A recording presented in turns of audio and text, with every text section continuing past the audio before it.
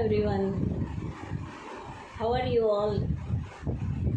Hope you're all safe and healthy and happy and are blessed by the grace of our Lord and Savior Jesus Christ. And I wish for the same. Here, dear ones, I want to share a word from the Holy Bible, from the book of Job, 14th chapter, from 7th verse to 12th verse. Before going into the verses, let us speak about the tree. There are two types of trees with me. One is dried tree and another tree is a flourishing tree. That means full of greenery. The leaves are green and the boughs bear lots of green leaves and also flourishing buds and blooming flowers. When do you find a dry tree and when do you find a flourishing tree, a green tree? We find the dry tree in the summer season mostly, or sometimes some trees will flourish in the summer also. Mostly in winter season and rainy season, monsoons, we see the green flourish like anything. Everywhere we can see the greenery along with the green trees. So green trees we can signify with our flourishing life spiritually, whereas the dry tree can easily be compared to our dry spirit in spiritual life. Let us testify ourselves whether we are dry like a dry tree or like a green tree. Is your life flourishing spiritually? Are you walking with the Lord? Let us see. Let us test ourselves this night and let me read from 7th verse to 12th verse. Please go with me. For there is a hope of a tree, if it be cut down, that it will sprout again, and the tender branches thereof will not cease. We all know that. If a tree is cut, if a tree is half cut or completely cut, see, you are cutting only the tree, but not the roots. Where are the roots? The roots are rigidly fixed in the soil, where you have not put your hand to dig the soil and remove the roots. But I said only, according to the verse 7, I am speaking only about the cutting or felling of the tree up to the ground level only. So when you fell a tree or when you cut it half, when you remove the boughs, buds and flourishing or blooming flowers, what do you see? You see the half cut or the completely cut tree. But you know, my beloved ones, see what the verse says. It will sprout again. It will sprout again. It will spring again. It starts growing. It starts to spring. The green leaves arise. Small branches twine up.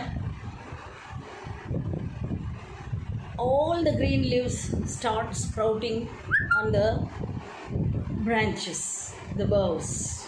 So slowly the tree starts to come into the life. And let us see that the tender branches thereof will not cease. The tender branches will not dry or die or wither away. They start taking the life. We all know that a tree or a plant needs sunlight, water and oxygen. We are also significant of the tree. We also need sunlight, oxygen and or air and water. Like Spirit, Holy Spirit, Jesus Christ and Jehovah. We need three of them in our life, like the tree needs. See, if you cut down the tree also, it starts sprouting. It will not dry or die, or it will not worry whether I will grow or not. It will not worry that it dies, but it takes all the things that it needs, the moisture it absorbs and starts springing up. Let's see in the 8th verse.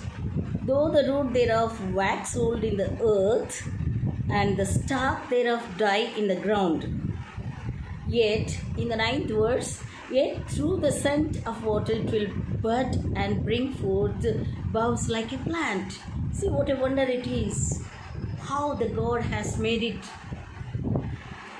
Though the complete substance dries off, the complete substance dries off when there is no stalk in the tree. When there is no stalk in the tree, that means the complete substance is dried up because it was chopped, it was cut down. Yet, only with the moisture of water or with the moisture of the air, it starts springing up.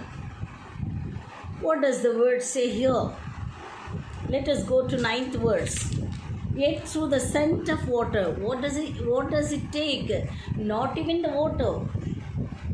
Beloved ones, listen carefully.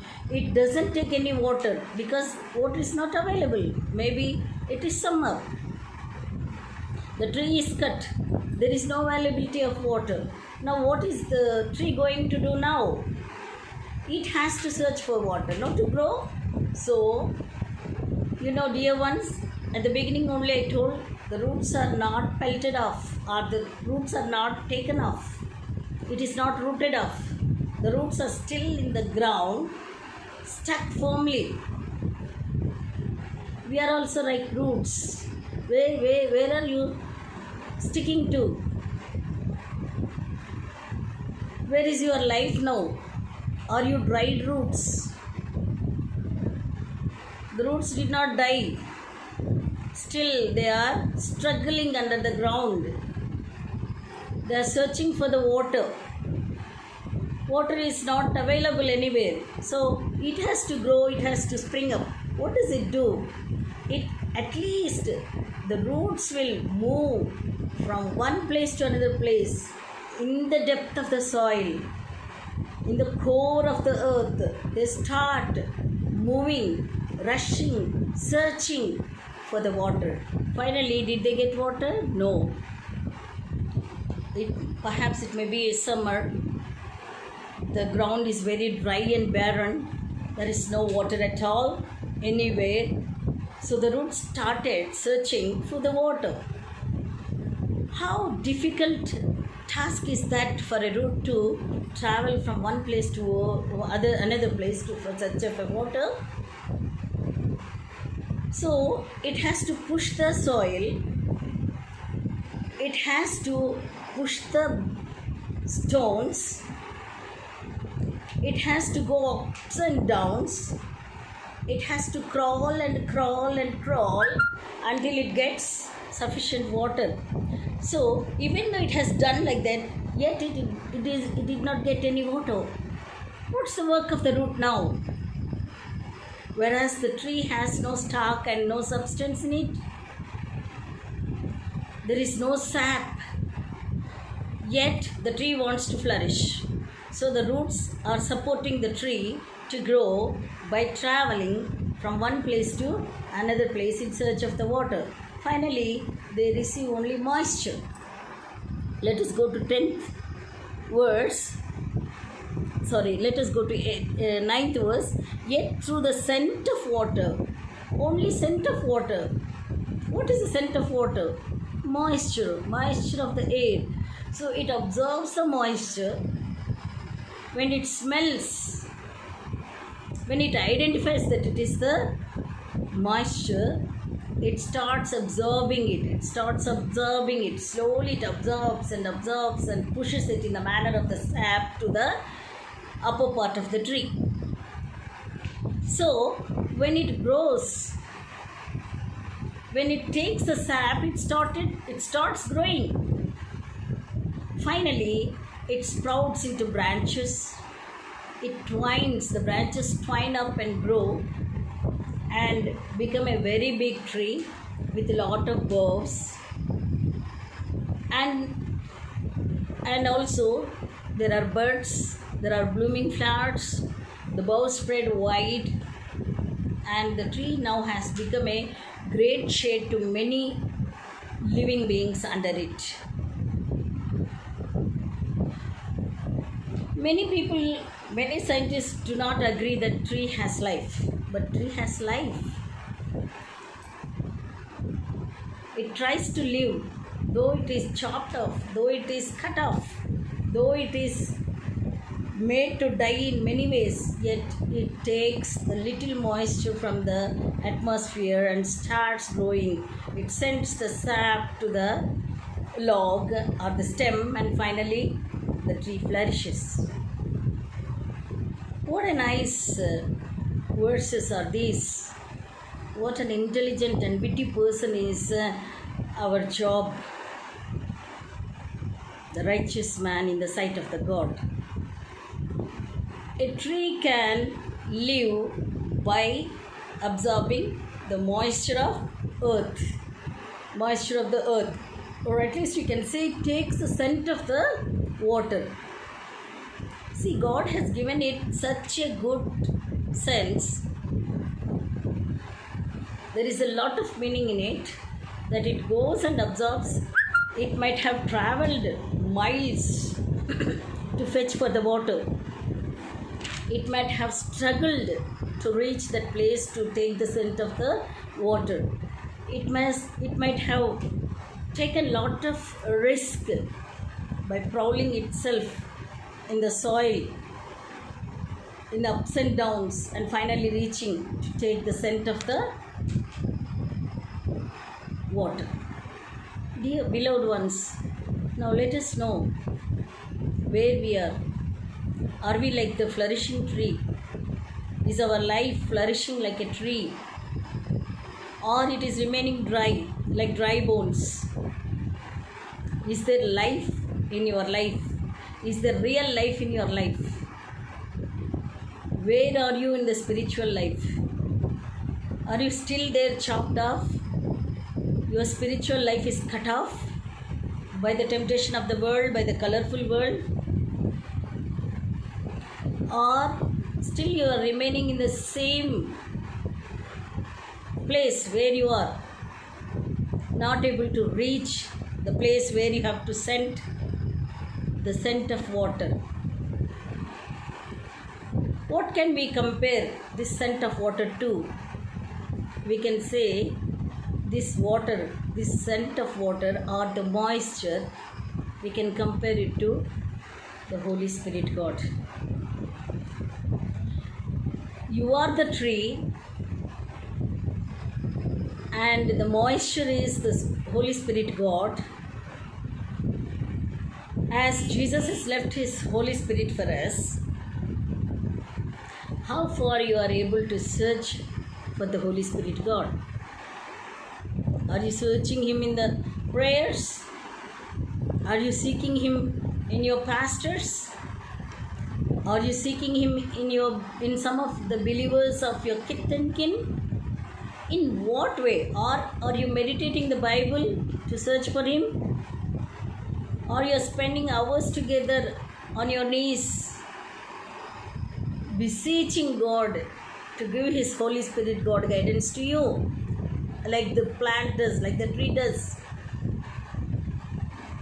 How far and how long, how many miles have you walked in search of the moisture, the Holy Spirit God?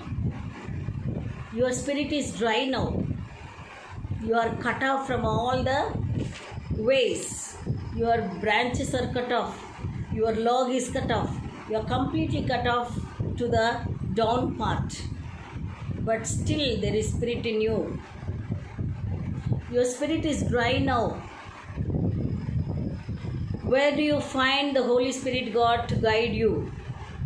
Where do you find His presence? Now you have to travel in your spiritual life, crawling through the soil, pushing the soil, gushing through it like the waters gush out, removing the stones away from you to make an easy movement, going up and down in the soil and sending off our Holy Spirit God. Are you doing this like the root of the tree? Are we ready to receive the scent of God? Do you like to live the bad ways in you or the worldly ways in you, so that you may not dry away and rush to search of the presence of the Holy Spirit God by meditating the Bible, by kneeling down and praying hours together, spending time with God, spending time with pastors and the believers? Are you searching the Holy Spirit God really? Let us test ourselves. See, let us come to 10th verse. But man doeth and wasteth away. A man giveth up the ghost. And where is he? The man giveth up the ghost.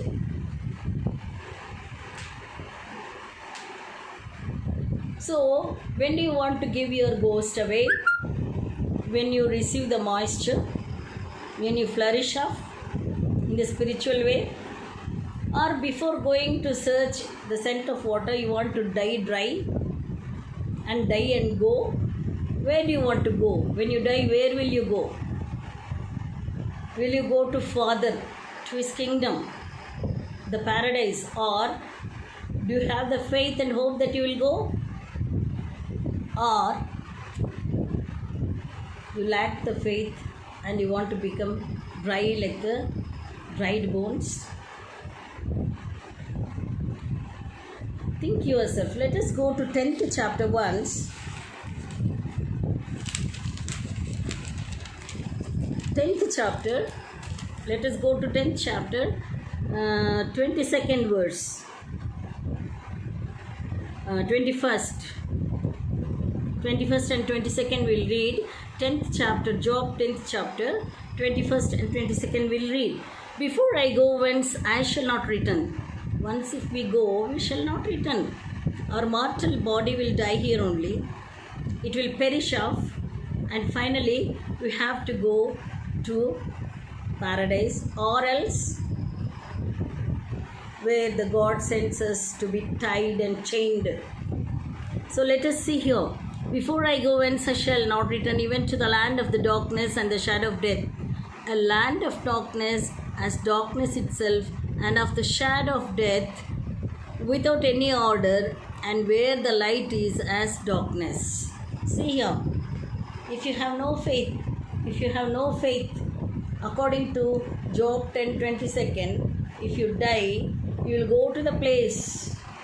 If you have no faith and believing, or if your faith fails, and if you remain dry bones, if your spiritual life is dry, and when you don't search for the God's presence, where you will be? You will be in the place where there is no light.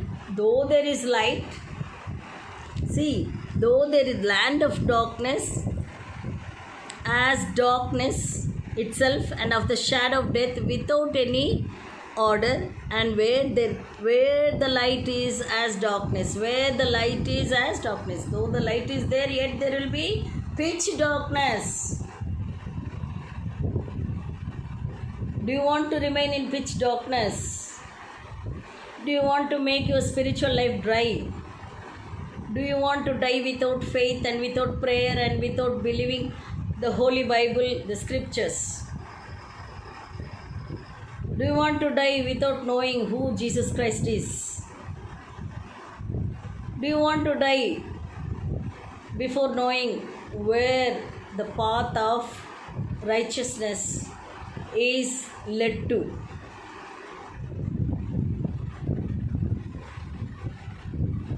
Let us, beloved ones, let us imagine how critical your life will be when you don't follow the Bible. You may flourish, you may bloom, but our lives are like a bubble. The bloomed flower may dry by the evening. Our life is so. If you don't want to become a dried flower, a withered plant, and a dried tree, we have to live a life, a righteous life, a true life of a Christian by following the Bible, the scriptures, by reading and meditating and praying and spending time with the God. Walk in the Word, stick to the bills of God, stand in the statutes of God, abide to the rules and regulations of God, and love His laws, and walk with Him. You know, He is the light of our path. Jesus is the light of our path. You ask Him, He'll bring you back from the darkness to light. Let the word of God be blessed. Hope you all understood what the flourishing tree. A flourishing tree can give shade. Flourishing tree, a green tree can give shade, and many souls can come under the shade of the tree and rest. That means when you flourish in God, you will certainly bring lots of souls to God's kingdom. So when you bring lots of souls to God's kingdom during His judgment day, you will not be ashamed to stand before Him and say that I have brought nothing, with empty hands I came. Prove yourself that God has chosen you. Become a chosen vessel of God. Read these scriptures again. Try to understand it and follow it. Let the word of God be blessed. God bless you all. Amen. Amen. Praise the Lord.